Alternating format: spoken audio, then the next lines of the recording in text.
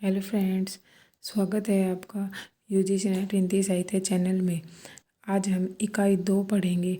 इकाई 2 में आदिकाल पढ़ेंगे। इससे पहले हम हिंदी साहित्य के इतिहास संबंधित ग्रंथ और काल विभाजन और नामकरण पढ़ चुके हैं। आज से हम आदिकाल शुरू कर रहे हैं।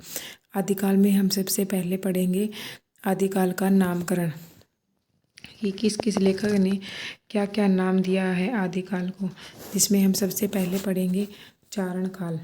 चारणकाल नाम किसने दिया था? जॉर्ज ग्रियर्सन ने। इसको हम ट्रिक के साथ कैसे याद करेंगे कि जब राम और रावण का युद्ध हो रहा था तो राम ने रावण से कहा था कि तुम चरणों में गिर जाओ, या फिर हम किसी से भी कहते हैं कि तुम हमारे चरणों में गिर जाओ। उसके बाद दूसरे नंबर पे हम पढ़ेंगे प्रारंभिक काल। प्रारंभिक काल नाम किसने दिया था? मिस्र बंधुओं ने। कि किसी किसी बुक में हमें प्रारंभिक काल भी मिलता है, पर जब हम मिस्र बंधुओं का ग्रंथ है मिस्र बंधु विनोद, उसको पढ़ते हैं तो उसमें हमें प्रारंभिक काल नाम ही मिलता है। उसके बाद आता है गणपति चंद्रगुप्त। गणपति चंद्रगुप्त ने क्या नाम दिया था? प्रारंभिक काल। इसको हम कैसे याद करेंगे कि हम कोई भी शुभ कार्य करने से पहले गणपति जी की पूजा करते हैं। कोई भी काम प्रारंभ करने से पहले हम गणपति जी की पूजा करते हैं, तो प्रारंभिक काल। उसके बाद आता है महावीर प्रसाद द्विवेदी।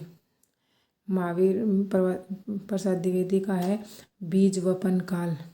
जब महावीर तपस्या कर रहे थे तो तपस्या करते करते उनके बाल इतने बड़े हो गए थे कि उनमें जो कोई दाना गिर गया था उससे भी बीज अंकुरित होने लग गए थे। तो महावीर प्रसाद द्विवेदी का कैसे? बीज वपन काल। उसके बाद आता है रामचंद्र शुक्ल का वीर गाथा काल। इसको हम याद रखेंगे कि राम की तो हमने वीर गाथा बहुत बार सुनी है कि राम कितने वीर थे, ये गाथा तो हमने बहुत बार सुनी है। उसके बाद आता है राहुल सांस्कृत्यायन ने आदिकाल को क्या नाम दिया था? सिद्ध सामंत काल। इसको मैंने याद करा है सांस्कृत्यायन सिद्ध सामंत काल। उसके बाद आता है विश्वनाथ प्रसाद मिश्र ने क्या नाम दिया है आदिकाल को? वीर गाथा काल। इसको हम कैसे याद करेंगे कि विश्व में तो हमेशा वीरों की ही जय होती है। विश्व में किसकी जय होती है? हमेशा वीरों की। अब हम इसको याद कैसे करेंगे भाई? इधर भी वीर याद कर लिया हमने, उधर भी वीर कर लिया, तो रामचंद्र की क्या सुनी है हमने? गाथा। और विश्व में क्या है? वीर। बहुत कालों से हमने विश्व में वीरों की कहानी सुनी है, या वीरों की ही जय होती है। उसके बाद आता है राम कुमार वर्मा ने आदिकाल को नाम दिया था संधि काल एवं चारण काल। जब राम और रावण का युद्ध हो रहा था तो राम ने रावण से पहले कहा था या तो तुम संधि कर लो, संधि नहीं करो तो मेरे चरणों में गिर जाओ, मैं तुम्हें माफ़ कर दूंगा। पर रावण नहीं माने। उसके बाद आता है आचार्य प्रसाद द्विवेदी। आदिकाल आचार्य आचार्य प्रसाद द्विवेदी ने जो नाम दिया था आदिकाल, और इसी नाम के आधार पर इसका नाम आदिकाल हम पढ़ते हैं।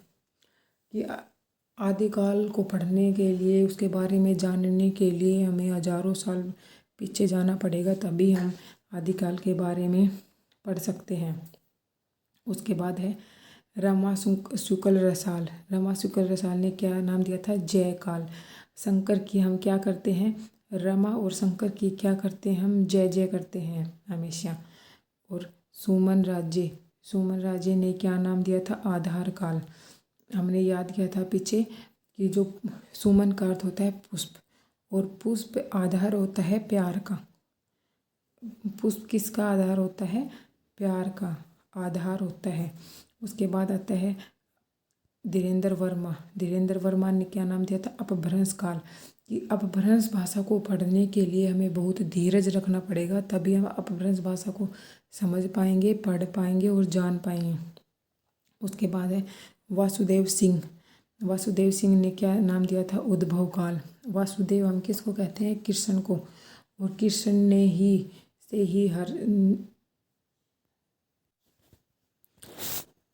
वासुदेवम कृष्ण को कहते हैं और कृष्ण ने ही हर चीज़ का अच्छाई का मतलब कृष्ण भगवान थे, उन्होंने ही हर चीज़ का अच्छाई का उद्भव किया था। ऐसे हम अगर आप इस वीडियो को 2 बार देखोगे तो आपको ये सब ट्रिक बहुत अच्छे से याद हो जाएंगी और आप इन सब को अपनी नोटबुक में उतार लेना ताकि ये आपके एक बहुत अच्छे नोट्स तैयार हो जाएं।